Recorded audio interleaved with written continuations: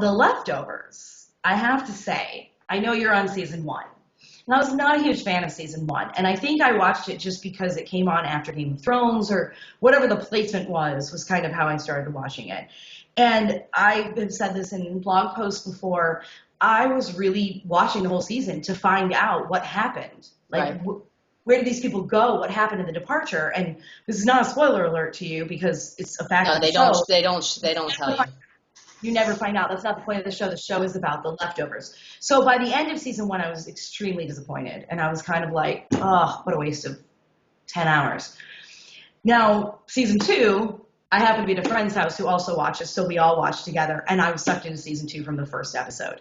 And I do think season 2 has been way better than season 1. And I'm extremely excited about this weekend to see what happens because there are some storylines that will be resolved. The departure is something that, like we've said, is not going to be resolved. But there are quite a few, like, open-ended things. This is not a supernatural story. This is a real story. So they have to wrap up those real-life storylines.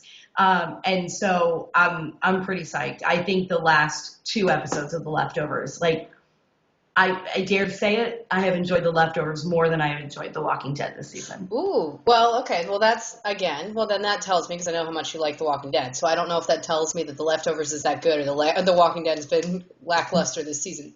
However, is it 10 episodes in The Leftovers season 2? Okay, so I would have 10 to catch up on because I have 1 episode left in season 1, and I will say somewhere in the middle of this season 1 I'm going like, do I want to do this? And I was binging it at the same time, and I'm binging The Walking Dead. So to your point, almost forgetting that no, these are real people. This is a real story. This is not some sort of ridiculous like alternate universe concept. Like nobody's going to stab anybody in the head. You know what I mean? Like there aren't zombies walking around. The people just disappeared. But it's good. I mean, as the end of season 1 is wrapping up, I'm anxious to get to season 2. Yeah.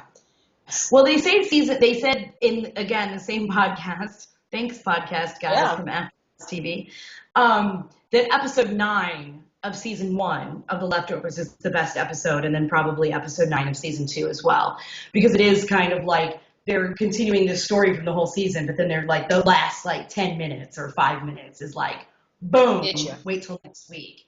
So, yeah, I'm excited for you to watch season 2 and hear about it. And it's not just because it was shot in Austin, Texas, but it was shot in Austin, Texas. Yeah, of course.